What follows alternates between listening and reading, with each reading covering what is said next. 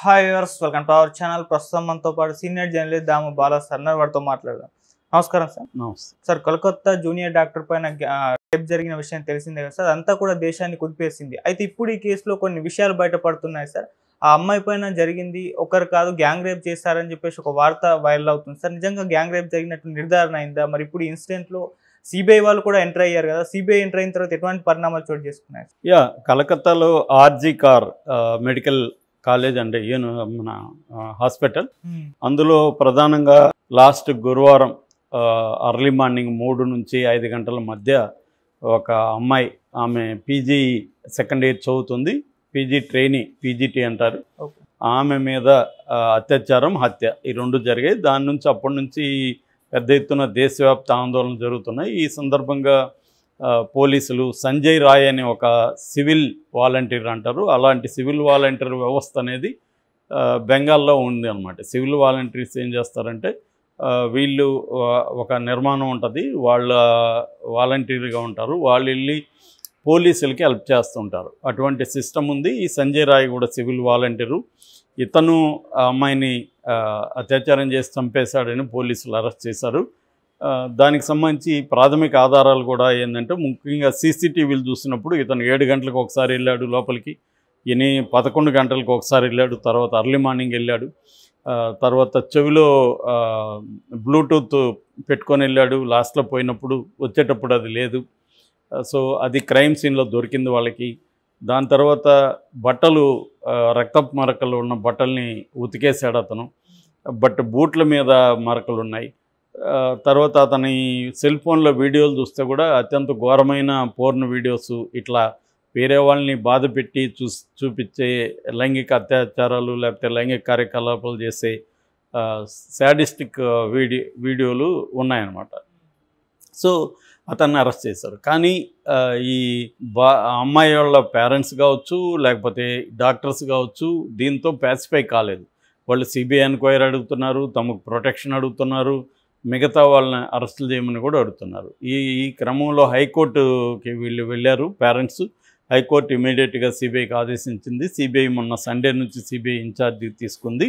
అప్పటి నుంచి ఏమేమి జరిగిందనేది మనం కానీ చూస్తే, ఒకటి ఈ అక్యూజ్డ్ సంజయ్ రాయ్ని మళ్ళీ సిబిఐ డీటెయిల్గా పరిశీలిస్తుంది. అతనికి సంబంధించిన ఫోరెన్సిక్ రిపోర్ట్ని తీసుకొచ్చుకునింది సిబిఐ కూడా దీన్ని క్షుణ్ణంగా పరిశీలిస్తూ ఉంది. సో అతనికి క్రైమ్ సీన్కి, ఈ క్రైమ్కి ఎస్టాబ్లిష్ చేసే విధంగా, సంబంధాన్ని ఎస్టాబ్లిష్ చేసే విధంగా సిబిఐ విచారణ జరుగుతుంది. రెండోది, సిబిఐ ఏంటంటే ఇటు కోర్టుకి బాధ్యత వహిస్తుంది, ఎందుకంటే కోర్టు ఆదేశించింది కాబట్టి.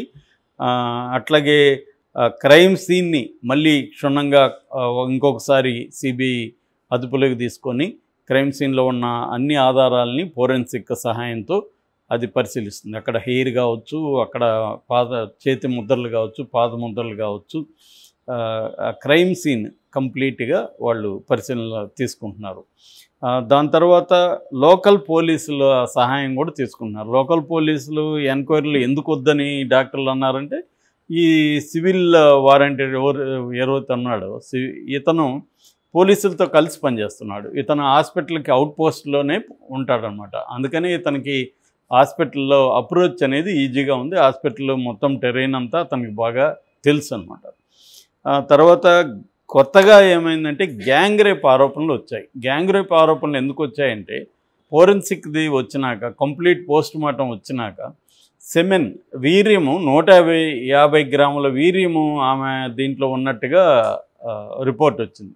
150 గ్రాముల వీర్యం ఉందంటే ఇది ఒకరే చేసి ఉండకపోవచ్చు, అంత ఒకరిదే ఉంటుందా అన్నది ఇప్పుడు లాజిక్ అనమాట. సో అందువల్ల గ్యాంగ్ రేప్ జరిగిందేమో. రెండోది, ఆ అమ్మాయిని చంపిన పద్ధతి కూడా ఒకరే చేసినట్టే కనబడలేదు.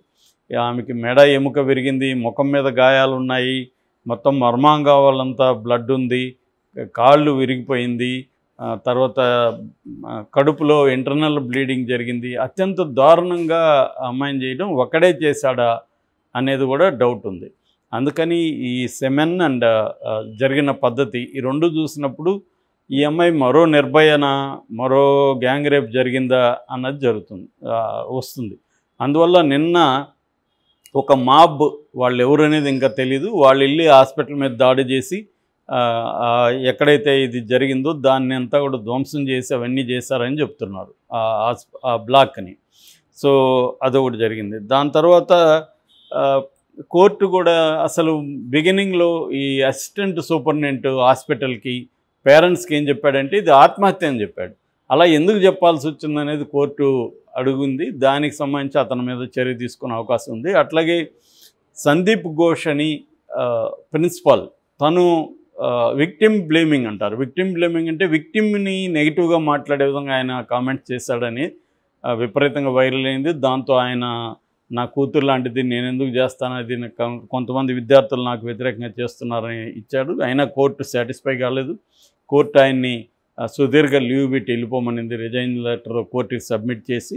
సో అదొక పరిణామం జరిగింది. తర్వాత డాక్టర్లు ఏంటంటే ఈ ఇష్యూ బేస్ చేసుకొని చట్టాలు మాకు అనుకూలంగా లేవు అని చెప్తున్నాయి. ఓన్లీ 13 రాష్ట్రాల్లో మాత్రమే డాక్టర్ల మీద దాడులు జరిగితే ప్రత్యేక చట్టంలో చర్య తీసుకునే ప్రొవిజన్స్ ఉన్నాయి తప్ప మిగతా రాష్ట్రాల్లో లేదు. అందుకని నేషనల్ లెవెల్లో ఒక ప్రత్యేక చట్టాన్ని తీసుకురావాలని కూడా డాక్టర్లు డిమాండ్ చేస్తున్నారు. ముఖ్యంగా నిన్న వాళ్ళ నేషనల్ ఫెడరేషన్ డాక్టర్లది ఫోర్డా అంటారు, అట్లాగే ఎయిమ్స్ సంబంధించిన డాక్టర్ల బృందం, వీళ్ళందరూ కూడా దీన్ని చాలా సివియర్గా తీసుకున్నారు. ఎందుకంటే ఇంత దారుణంగా ఒక డ్యూటీలో ఉన్న ట్రైనీ డాక్టర్ని చేసినప్పుడు డాక్టర్లకి ఒక సెక్యూరిటీ ఎట్లా ఉంటుంది, చట్టాలు టఫ్గా ఉండాలి కదా అనేది వాళ్ళ డిమాండ్స్. సో అట్లాగే ఇతను ఒక్కడినే అరెస్ట్ చేసి చేతులు దురుపుకుంటే సరిపోదు, అతనికి ఎవరెవరు హెల్ప్ చేశారు అనేది కూడా వాళ్ళని కూడా అరెస్ట్ చేయాలన్న డిమాండ్లు కూడా పెరుగుతుంది. అట్లాగే టైమింగ్ కూడా ఇప్పుడు ఫోరెన్సిక్ అది వచ్చినాక క్లియర్గా 3 నుంచి 5 లోపలే జరిగింది. ఈ అమ్మాయి బాడీని చూసింది వచ్చి 7:30కి, అయితే జరిగింది వచ్చి 3 నుంచి 5 లోపలే జరిగింది అనేది ఇప్పుడు నిర్ధారణ అయింది. సో ఇప్పుడు సిబిఐ అయితే సీరియస్గా చేస్తుంది. డాక్టర్ల డిమాండ్లకు సంబంధించి కూడా నిన్న గవర్నర్ కూడా క్యాంప్కి అటెండ్ అయ్యాడు. ఆయన సివి ఆనంద్ బోస్ ఆయన అటెండ్ అయ్యాడు. నేను మీతోనే ఉంటాను, మనం అందరం కలిసి ఈ సమస్యను పరిష్కరిద్దాం అని ఆయన హామీ ఇచ్చాడు. కొంతవరకు ఇది మమతా బెనర్జీ కూడా ఒక మచ్చగా మిగిలే అవకాశం ఉంది. ఆమె స్పందించింది, పేరెంట్స్ని కలిసింది, అయినప్పటికీ కూడా ఆమె బిగినింగ్లోనే సిబిఐకి ఇచ్చేస్తుంటే సరిపోయేది. ఆమె ఇవ్వలేదు, కొద్దిగా డెడ్ లైన్ పెట్టింది వీళ్ళు సాల్వ్ చేస్తారని. ఇప్పుడు వీళ్ళు కూడా సాల్వ్ చేసే పరిస్థితి ఉండొచ్చేమో, కానీ ఇటువంటి జరిగినప్పుడు పోలీసుల మీద నమ్మకాలు చాలామందికి ఉండవు.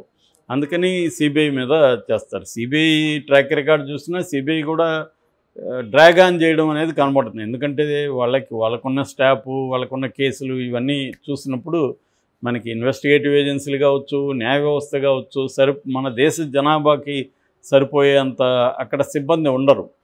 అందువల్ల ప్రయారిటీస్ని బట్టి మారిపోతుంది. ఇక్కడ కూడా ఏంటంటే ఇలాంటి జరిగినప్పుడు దేశవ్యాప్త ఆందోళనలు ఇవన్నీ జరుగుతాయి. కొద్ది రోజుల తర్వాత ఫాలోఅప్ ఎవరు చేయరు. ఏ ఆర్గనైజేషన్ కూడా వీళ్ళు ఏం చేస్తున్నారు, కేసులు ఏం జరుగుతుంది అనేది ఫాలోఅప్ చేయడం, దాన్ని పట్టించుకోరు. ఫైనల్గా పేరెంట్స్, కొంతమంది దగ్గర మిత్రులు వాళ్ళు మాత్రమే మిగిలిపోతారు. ఇలాంటి కేసులు మనం అనేకం చెప్పుకుంటున్నాం. ఫాలోఅప్ ఏమైందనేది ఎవరికి తెలియదు. అందువల్ల కూడా ఏమవుతుందంటే ఇది ఒకసారి ఎరప్ట్ అవుతుంది ఆందోళన, దాని తర్వాత అది సబ్సైడ్ అయిపోతుంది, మళ్ళీ ఇంకొకటి రంగంలోకి వస్తుంది. అందుకని కన్సిస్టెంట్గా చేయాలి.